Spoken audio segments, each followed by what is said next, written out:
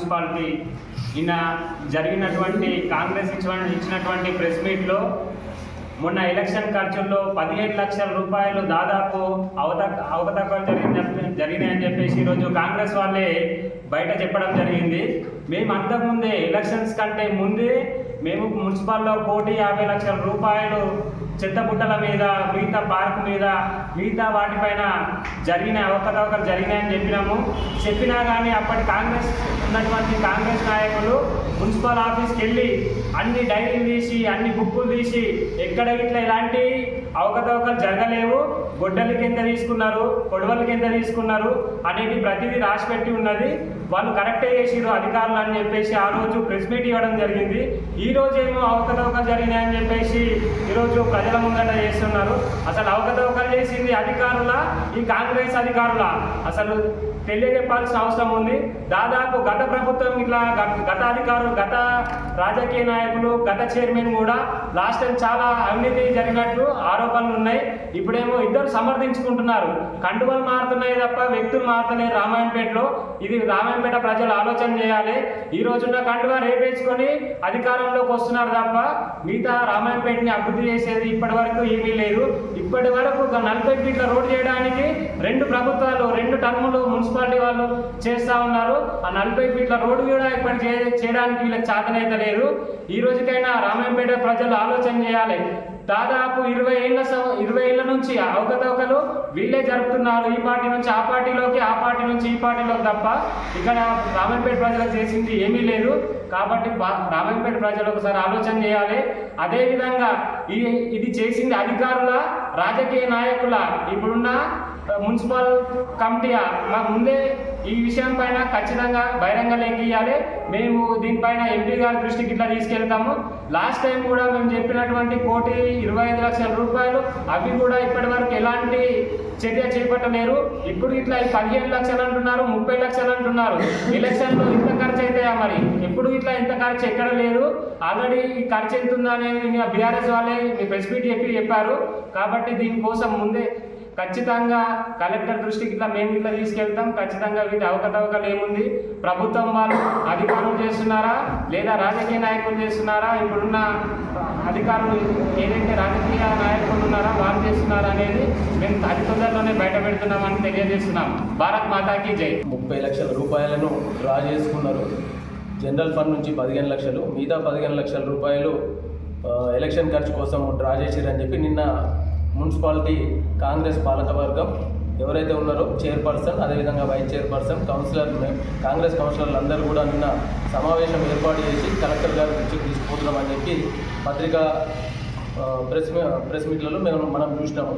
ముఖ్యంగా భారతీయ జనతా పార్టీ నాయకులందరం కూడా ఇక్కడ ప్రెస్ మీట్ ఏర్పాటు చేసే విషయం ఏంటంటే, రామాయణపేట మున్సిపాలిటీ అనేది గత కొంతమంది పాలకుల నిర్లక్ష్యం కారణంగా రామాయణపేట అభివృద్ధి పూర్తిగా కుంటుపడిపోయింది, పూర్తిగా వెనుకబడిపోయింది. అభివృద్ధి లేదు, నిధులు లేవు, పనులు లేవు. ఏ మాత్రము కూడా రామాయణపేట ప్రజలు ఈరోజు చాలా దురదృష్టం, అందరూ కూడా చాలా ఇబ్బందులు పడుతున్నారు. రామాయణపేట మున్సిపాలిటీ ఏర్పడి 2020లో ఏర్పడింది. 2020 ఎలక్షన్ జరిగింది. ఆ నుంచి కూడా ఇప్పటి వరకు కూడా ఏ మాత్రం అభివృద్ధి పనులు జరగలేదు. కానీ 15వ ఆర్థిక సంఘం నిధుల ద్వారా మున్సిపాలిటీకి నిధులు వస్తాయి, కేంద్ర ప్రభుత్వం నుంచి వస్తాయి. నరేంద్ర మోడీ గారు ప్రతి మున్సిపాలిటీకి, గ్రామ పంచాయతీలకు ఏ విధంగా పంపిస్తారో మన రామాయణపేట మున్సిపాలిటీ కూడా నిధులు పంపించడం జరుగుతుంది.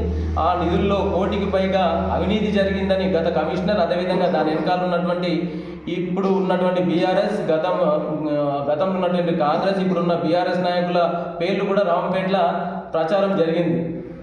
మేము దానిపైన కూడా అక్కడ ఒక ప్రోగ్రామ్ చేసినాము.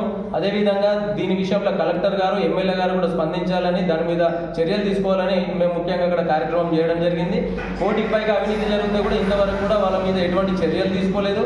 ఉన్న కమిషనర్ చచ్చిపోయిండు, మళ్ళీ అప్పుడున్న అధికారులే ఇప్పుడు అవినీతికి పాల్పడ్డారు. 100 రోజులు కూడా అయితే లేదు పాలకవర్గం ఏర్పడి. ఇప్పుడు 30 లక్షల రూపాయలు అవినీతి జరిగింది అధికారుల ద్వారా. ఇది అధికారులు చేసారా, దాని వెనకాల రాజకీయ నాయకులు ఉన్నారా, బీఆర్ఎస్లు ఉన్నారా, కాంగ్రెస్లు ఉన్నారా అనేది ప్రజలకు చెప్పాలి. దీనిపైన పూర్తిగా ఎంక్వైరీ జరగాలి. ప్రజలు పన్నులు కట్టిరు మొన్న 15 రోజుల కిందట. ఇదే కమిషనర్ గారు పత్రికాముఖంగా 30 లక్షల దాదాపు 850 మంది నుంచి పన్నులు వసూలు చేసినాము 30 లక్షలు అని చెప్పారు. ఈ 30 లక్షల పన్నులు కూడా జనరల్ ఫండ్లకు పోతాయి.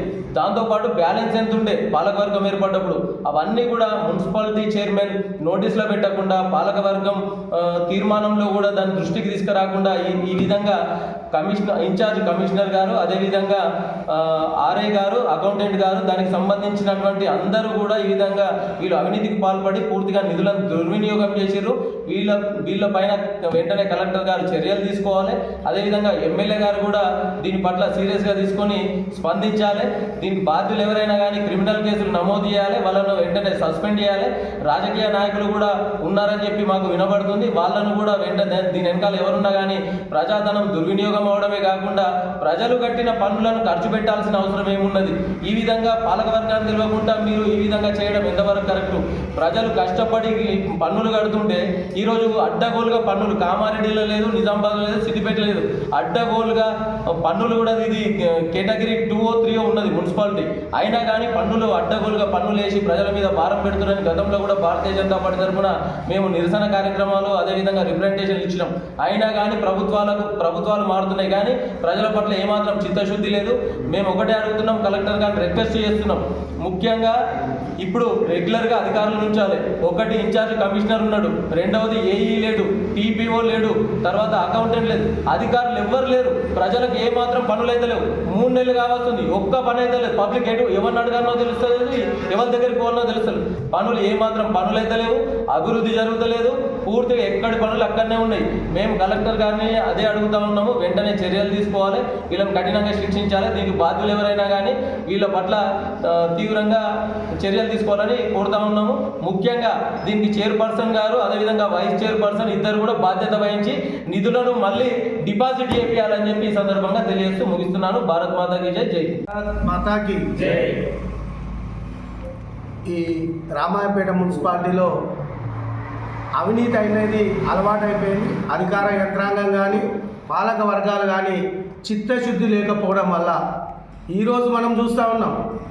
ఏదైతే అధికారులు ఎవరైతే ఉన్నారో చైర్మన్కు తెలియకుండా ఇంత ఘోరంగా నిధులు విత్డ్రా చేసిర్రు అనేది ఇది విడ్డూరం. ఇది వినడానికి కూడా చాలా విచిత్రంగా ఉంది. ఎందుకంటే మున్సిపల్ చైర్మన్ తెలియకుండా ఏం జరగదన్న, అంత దారుణంగా జరుగుతున్నదంటే దానికి బాధ్యత కూడా మున్సిపల్ చైర్మనే బాధ్యత వహించాలి ఖచ్చితంగా. గతంలో కూడా 15th ఫైనాన్స్ కింద వచ్చిన 2 కోట్ల రూపాయల్లో 1,90,00,000 అవినీతి జరిగింది. దీంట్లో మేనేజర్ ఉన్నాడు, మున్సిపల్ కమిషనర్ ఉన్నాడు.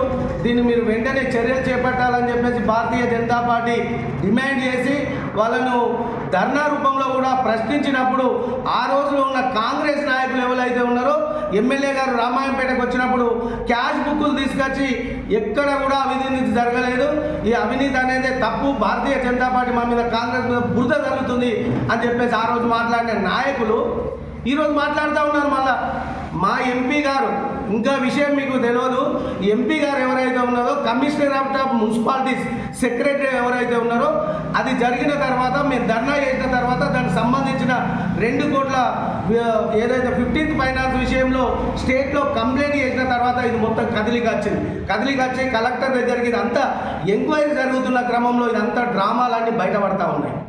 మేము మా ఎంపీ గారు కంప్లైంట్ చేసారు స్వతహాగా, ఆయన లెటర్ ప్యాడ్ మీద మున్సిపల్ కమిషనరేట్కు ఏదైతే సెక్రటరీ ఉన్నారో కంప్లైంట్ చేసిన తర్వాత ఇదంతా బీజేపీ ఎంపీలు బీజేపీ వాళ్ళు అంతా బయట పెడతా ఉన్నారు అనే ఆలోచనతోని ఈరోజు మున్సిపల్ చైర్మన్ గారు వివరించిన తీరు అనేది భారతీయ జనతా పార్టీ తీవ్రంగా ఖండిస్తూ ఉన్నారు.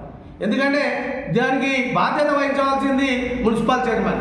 అధికారులు ఏమన్నా కానీ ఎవరేమన్నా కానీ పట్టింపు లేకుండా చేస్తూ ఉంటే మున్సిపల్ చైర్మన్ లేకుండానే తెలియకుండానే అన్న విడ్రాల్ జరుగుతున్నాయంటే అది మున్సిపల్ ఆఫీస్ అసలు అలా చైర్మన్ ఉన్నాడా, పాలకవర్గం ఉందా? ఇక ఇంత దారుణంగా ఈ రాష్ట్రంలో కానీ దేశంలో కానీ ఏమైనా జరుగుతుందా? ఇది దోపిడీ అంటారు, దీన్ని దోపిడీ అంటారు అన్న. ఇది అవినీతి కాదు, దోపిడీ. ఎవరికి దొరికితే వారికి. ఇప్పుడు పాలకవర్గం గట్టిగా ఉంటే చైర్మన్ గట్టిగా ఉన్నప్పుడు, చైర్మన్ స్ట్రిక్ట్గా ఉన్నప్పుడు ఇదంతా ఎందుకు జరుగుతుంది? ఇక్కడ చైర్మన్ ఫెయిల్యూర్ అయింది కాబట్టి అధికారులు ఆ విధంగా మా లోపల ఏం జరగదులే, మేము ఏం చేసినా నడుస్తుందిలే అనే ధోరణిలో నడిపియడం అనేది జరిగింది. అధికారులు మేము గతంలో కూడా 2 కోట్లకు సంబంధించి ఈరోజు జరిగిన అవినీతి మీద మేము ఖచ్చితంగా మున్సిపల్ ఆఫీస్ ముందు ధర్నా కాదు, మున్సిపల్ ఆఫీసు దిగ్బంధం కూడా చేస్తాం.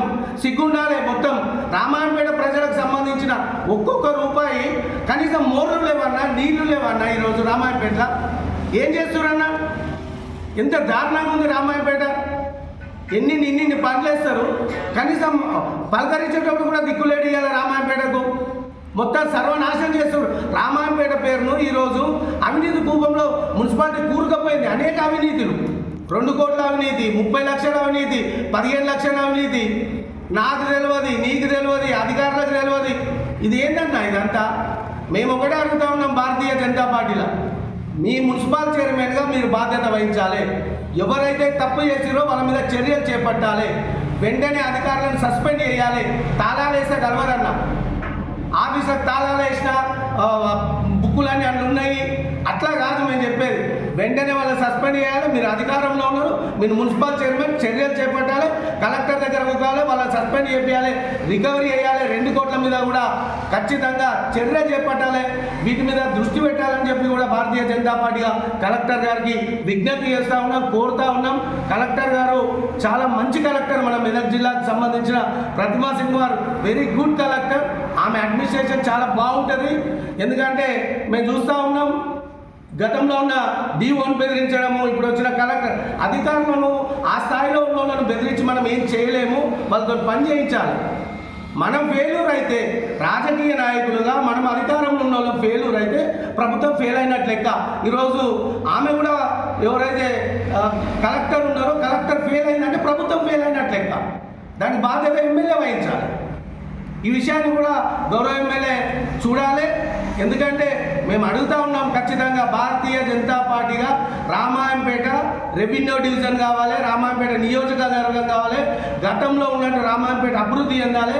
రామాయంపేట కోసం భారతీయ జనతా పార్టీగా మేము ఏ దానికైనా సిద్ధంగా ఉన్నామని చెప్పేసి ఈ సందర్భంగా తెలియజేస్తూ, ప్రజలు కూడా దయచేసి ఆలోచించాల్సిందిగా మీ అందరికీ విజ్ఞప్తి చేస్తూ అవకాశం కల్పించిన లైక్ చేయండి, షేర్ చేయండి, సబ్స్క్రైబ్ చేయండి. మరిన్ని వీడియోల కోసం బెల్ సింబల్ పై క్లిక్ చేయండి.